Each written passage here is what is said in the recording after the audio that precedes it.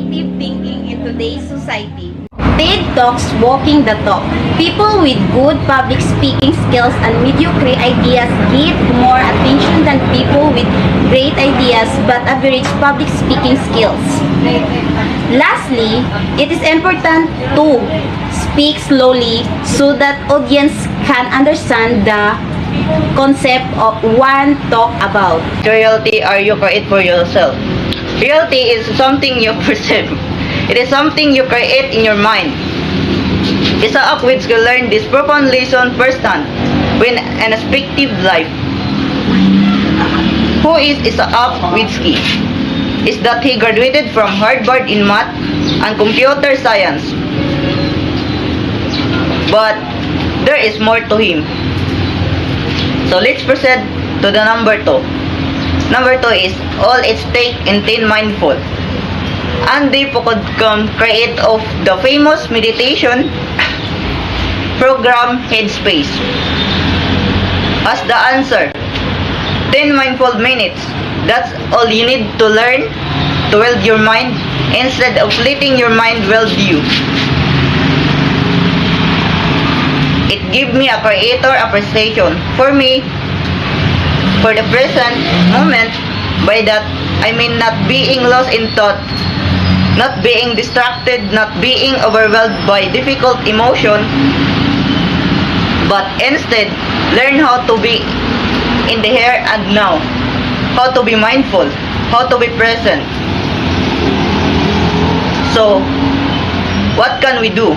The answer is, according to Sir Andy, it's a very simple, do nothing. Not nothing as in go along with your business as usual, but usually learn to do nothing for 10 minutes a day. No music, no internet, no phone, no book, no reflection on the past and planning for your future.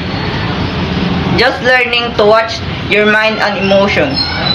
Like a man on the street, watch traffic go by. Learn to see the thoughts and emotion that drive by without judgment or productivity. As Andy points out, this may be uncomfortable with many people. The idea of sitting quickly in your body and allowing yourself to become aware of your involved thoughts and fears is a variable place to be. It's trippier, but however, it's also helped us learn how to live a more purposeful life. So let's proceed to the number 3, Confession of Bad Feminism. Writer Roxane Gay Stade took. Confession of Bad Feminism is an accurate representation of modern day feminism. Although she confesses that her previous beliefs of feminism were of the more stereotypical feminism. Hurry, angry, man-hating, sex-hating. She is now aware that this is not always the case. So let's proceed to number 4. Life learning and Filipino martial art. Filipino martial art not only teaches how to protect yourself, but to protect that what matters to you the most. Inside the art, you learn language, history, and how to move dynamical with others. So, number 5, what makes a good life close? Close relationship, the data indicates are what keep people happy throughout their lives. The study found strong relationship to be far away to strongest predictor of life satisfaction and the better predictor of long and happy lives than social class, wealth, fame, IQ, or even genes. Scientific and clear language. The highly technical and scientific words, for example, carbonaceous gem or diamond, hide the very simple meaning of the stanza. A paraphrase of the nursery rhyme Twinkle Twinkle Little Star. Specifically, one should write in the register or style of academic writing.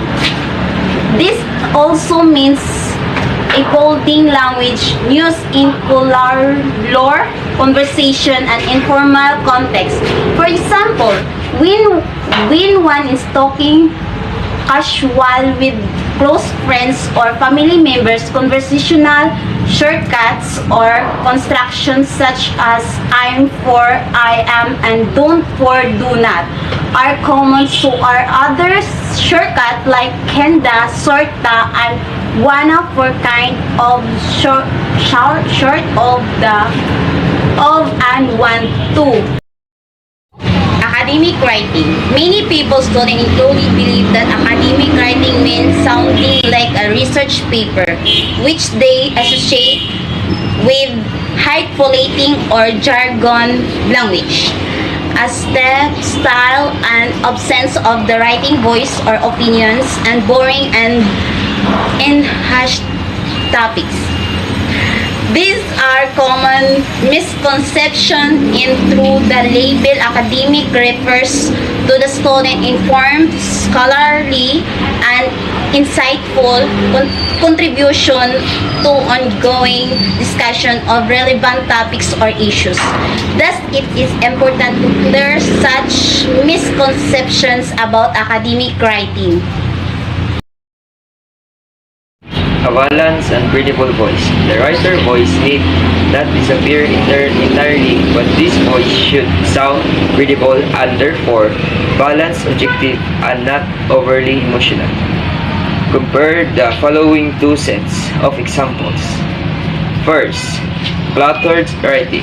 I found the Dulaang UP play Haring King Lear to be not just entertaining but also insightful because I felt that Tagalog translations effectively and humorously combined by spirit and Sticker's original, dysfunctional family to the contemporary Filipino audience. Fighter writing.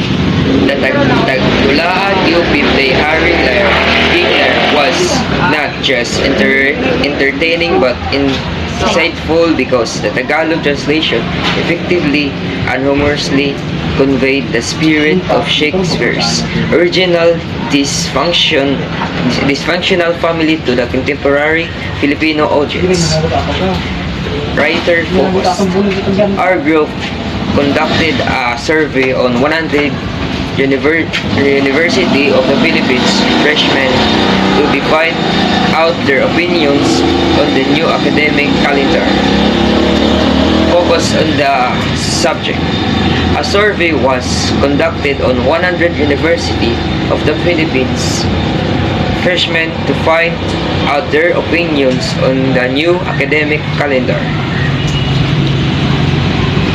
Moreover, the writer voice in the academic paper seems more subdued because of the focus of supporting examples on the other people's voice. Socially and culturally relevant topics. One final important way to debunk is that academic papers deal with topics that are likely to bore both the writer and the reader. In reality, a student should begin by considering the topics that are particularly interesting and relevant for him or her. Plagiarism is when you borrow someone else's word, make this appear in this your own. The first most obvious kind of person's copy by another author and does not enclose quotation mark. The second of plagiarism is when a person borrows someone else's ideas, rewards, the make ideas seem like her his own. The third of plagiarism is when a person translates to Filipino or other Philippine language someone else's ideas that were expressed in English or other foreign language and fails to enclose the translated materials in quotation mark. is another term for academic paper. Here, the term documented emphasizes that any kind of scholarly of academic writing required the writer to number 1. Read and gather information from a variety of relevant sources on a certain topic. 2. Number 2. Clearly acknowledge the supporting source. And 3. Add to scholarship by selecting, arranging, commenting on, or even debunking the information from this source. Essay versus standard essay. Both a standard essay and documented essay consist of introduction with an explicitly state central argument, or this is 3 or more supporting paragraphs, and a conclusion. However, while in a standard essay, generally no facts and personal experiences of the writer are sufficient to support the thesis, that documented essay requires concrete supporting information from relevant sources. Effects of plagiarism. Borrowing is not a crime. Why do students copy? It begins with the way students in elementary and high school are trained. For undergraduate students, I believe their plagiarism born more out of desperation than malicious intent. The principles of documentations, different disciplines and professors require different documentation style. Here are some useful sites with documentations guide. The Purdue University Online Writing Labs (OWL) provides guides, EPA, MLA, and Chicago styles. The Monash University website provides guide for Vancouver's Harvard, CSIRO, and other styles of referencing. More important than memorizing format, which easily look up, is knowledge of the basic principles of documentation.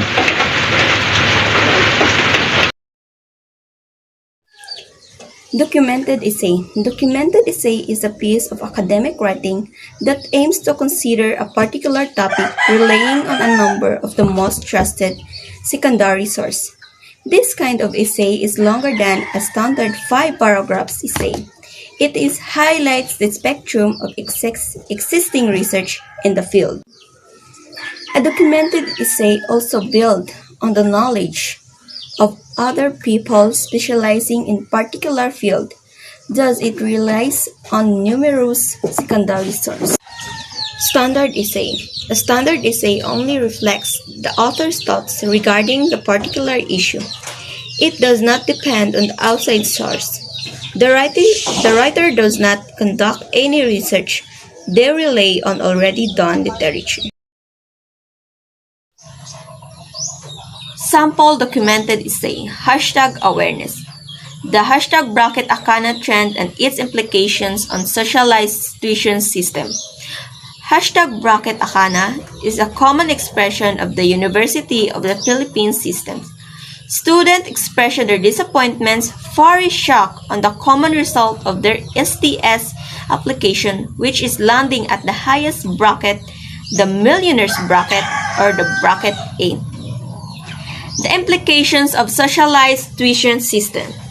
First, students from University of the Philippines were frustrated and bombarded social media with their complaints because they believed they were not granted the tuition brackets befitting their financial capacities. Second, STFAP was replaced by STS.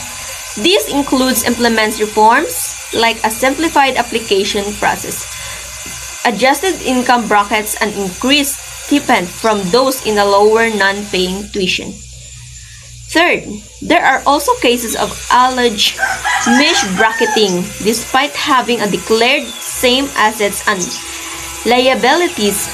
There were assigned different tuition brackets.